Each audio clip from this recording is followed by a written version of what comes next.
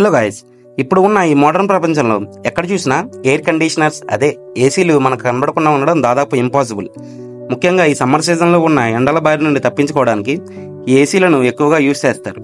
And వీటిని ఎక్కువగా రద్దీగా ఉండే ప్లేసెస్లో like theatres, shopping malls, metro trains, buses ఇలా మల్టిపుల్ పర్పస్ కోసం వాడుతూ ఉంటారు. కానీ మనం ఇంతలా యూజ్ చేస్తున్న ఈ ఎయిర్ కండిషనర్స్ నిజంగానే మనకు హెల్ప్ చేస్తున్నాయా, లేక మన పట్ల యమపాసంగా మారుతున్నాయా? ఏదైనా సరే కావాల్సిన దానికంటే ఎక్కువగా యూజ్ చేస్తే అమృతమైన విషంలా మారుతుందని అంటూ ఉంటారు. సో ఈరోజు మనం ఈ వీడియోలో ఏసీలు వాడడం వల్ల ఉన్న యూజ్ ఏంటి, అలాగే వీటి వల్ల కలిగే హెల్త్ ప్రాబ్లమ్స్ ఏంటి, అండ్ వీటి నుండి ఎలా బయటపడాలనే దాని గురించి డిస్కస్ చేద్దాం. వీడియో చాలా ఇంట్రెస్టింగ్గా ఉంటుంది, ఎక్కడ స్కిప్ చేయకుండా లాస్ట్ వరకు చూడండి. అండ్ ఈ వీడియో మీకు నచ్చినట్టయితే వీడియోని లైక్ చేసి మీ ఫ్రెండ్స్ అండ్ ఫ్యామిలీకి షేర్ చేయండి. అండ్ ఛానల్ని సబ్స్క్రైబ్ చేసుకుని పక్కన ఉన్న బెల్ ఐకాన్ ఆన్లో ఉంచుకోండి. ఇంకేమాత్రం లేట్ లేకుండా వీడియోలోకి వెళ్ళిపోదాం. Hello guys, welcome back to our channel friendly content.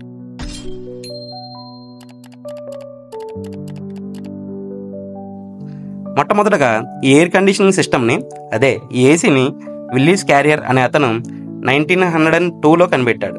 కాకపోతే దీనిని స్టార్టింగ్లో ప్రింటింగ్ ప్లాంట్స్లో ఉన్న హ్యూమిడిటీ ప్రాబ్లమ్ని రెడ్యూస్ చేయడం కోసం కనిపెట్టారు. అండ్ ఈ థాట్ బాగా వర్కౌట్ అయింది. ఆ తర్వాత నుండి ఈ ఏసీలు కేవలం ఇండస్ట్రియల్ పర్పస్ కోసం మాత్రమే యూజ్ చేసేవారు. అండ్ కొంతకాలానికి ఈ ఏసీలను హోమ్స్కి, థియేటర్స్కి, కార్స్కి తగ్గట్టుగా మాడిఫై చేశారు. ఇంకా అక్కడ నుండి ఏసీలు మన లైఫ్లో ఒక పార్ట్ అయిపోయాయి. ప్రజెంట్ మనం ఎక్కడ చూసినా ఈ ఏసీలో ఉండడం అనేది చాలా కామన్ థింగ్ అయిపోయింది. అండ్ లాస్ట్ 20 yearsలో ఇండియాలో ఏసీల వాడకం బాగా పెరిగింది. అండ్ ఈ ఏసీల వల్ల బెనిఫిట్స్ ఎన్ని ఉన్నాయో ప్రాబ్లమ్స్ కూడా అన్నీ ఉన్నాయి. ముందు అసలు ఏసీ వల్ల ఉన్న బెనిఫిట్స్ ఏంటో చూద్దాం. మిగతా రోజుల్లో ఎలా ఉన్నా ఈ వేసవికాలం నుండి వేడిని చాలామంది తట్టుకోలేరు. సో ముఖ్యంగా అలాంటి వాళ్ళకి ఏసీలు బాగా యూజ్ అవుతాయి. అండ్ వీటి వల్ల హీట్ స్ట్రోక్ అండ్ డీహైడ్రేషన్ నుంచి తప్పించుకోవచ్చు. ఈ ఏసీలు రూమ్లో ఉండే టెంపరేచర్ని తగ్గించి కూల్గా ఉంచడం వల్ల చాలా కంఫర్ట్గా అండ్ రిలాక్సింగ్గా అనిపిస్తుంది. ఈ ఏసీలకు ఉండే ఎయిర్ ఫిల్టర్స్ బయట గాలిని ఫిల్టర్ చేసి ఫ్రెష్ ఎయిర్ని మనకు సప్లై చేస్తాయి. అండ్ ఇవి పిల్లలకి, పెద్దవాళ్ళకి, పేషెంట్స్కి బాగా యూజ్ అవుతాయి. అండ్ నేను ఇందాక చెప్పినట్టు వీటి వల్ల మంచి ఎంత ఉందో చెడు కూడా అంతే ఉంది. ఈ ఏసీలను కొంచెం తక్కువగా వాడితే పెద్ద ప్రమాదం ఏమి ఉండదు, కానీ అదే పనిగా ఏసీని వాడితే మీరు సమస్యలను ఎదుర్కోక తప్పదు. కంటిన్యూస్గా ఏసీలను వాడితే స్కిన్ డ్రై అయిపోతుంది. దీనివల్ల మన స్కిన్లో చేంజెస్ రావడం స్టార్ట్ అవుతాయి.